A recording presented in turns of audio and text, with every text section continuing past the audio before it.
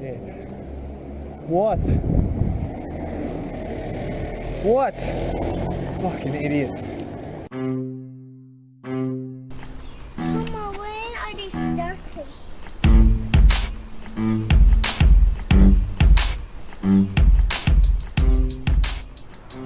Welcome to the Hobart Commuter. Okay, so a crisis in identity. Whose crisis? Well, my crisis. This is not something that's happened suddenly.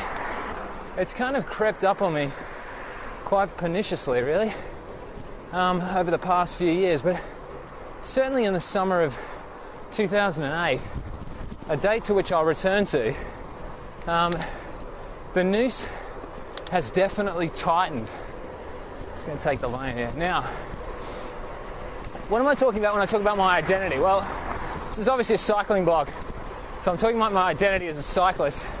In particular, I'm talking about the way and the manner in which I cycle, which for me is deemed vehicular cycling.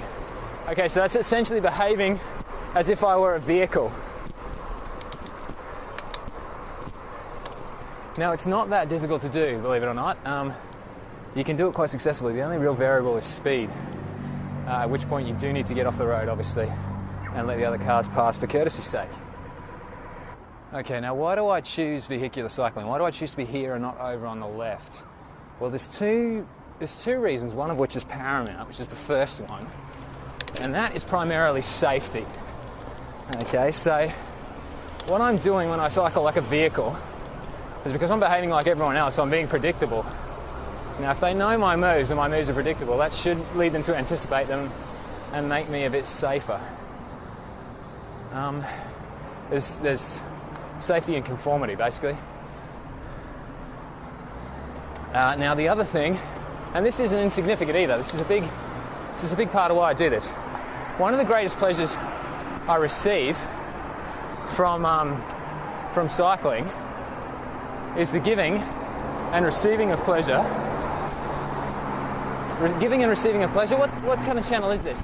The giving and receiving of respect from different road users. I'll say that again because it's important and it speaks to the crux of this argument, whatever I'm trying to make here, is one of the greatest pleasures I get from riding is the giving and receiving of respect from my fellow road users. Okay, so what's the matter then, Hobart Commuter? Why can't you continue to do as you're doing with your vehicular cycling? Okay, so there's two reasons, and just bear with me because it might be a little bit challenging for a moment, but essentially F. Scott Fitzgerald had a quote here of Great Gatsby fame. Now, he said that the mark of first-rate intelligence is the ability to hold two opposing ideas in your mind simultaneously and still be able to function. So let's give that a shot. All right, so on the one hand, let's call it the left bar. Right now, it's the best time to be a cyclist in Hobart, no question. And on the other side of the equation, simultaneously, it is absolutely the worst time in Hobart to be a cyclist. That'll sit on the right bar. All right, so let's look at the left bar first. Why is it the best time? Well, simply for sheer numbers. I've been riding here in Hobart for the last 5 years consistently. From the summer of 2018, there's that date again, I've never seen more cyclists on the road. So I'm not talking European city cycle numbers, but certainly in the context of Hobart, there's a lot more cyclists on the road now. Now, essentially why that's a good thing is because it's safety in numbers. It's also a psychological strength of seeing people of your own ilk, and by that I mean people on two wheels through pedal power.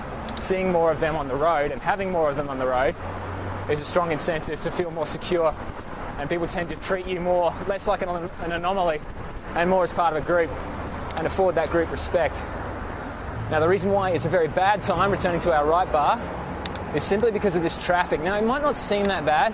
It's not too bad at the moment. I'm leaving work a little bit early today, but Hobartians are not used to traffic, and it's making them mad as hell. It's been this way for the last 2 years. This hasn't been any fix. There's some kind of tipping point. There's a palpable aggression in the air. I can feel it. I can just feel it on that car right now, just radiating out. There's no way to obviously quantify this, but You know, I led the video with that person beeping me. That's not unusual now. People telling me to get out of the way. So where am I going with all this, and what is an impact on me?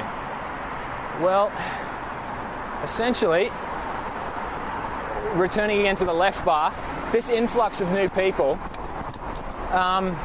there's no standard way to ride through the streets. And I'm seeing a lot more with a lot more people. It's probably just sheer weight of numbers with behaviour and stuff. Oh, that wind's bad. It's just coming out wide here, I think. Yeah, with the sheer weight of numbers, what I'm seeing a lot more of now is, with the increase in numbers, is invisible cyclists. Now, what I mean by that is cyclists who are at the other end of the spectrum of vehicular cyclists.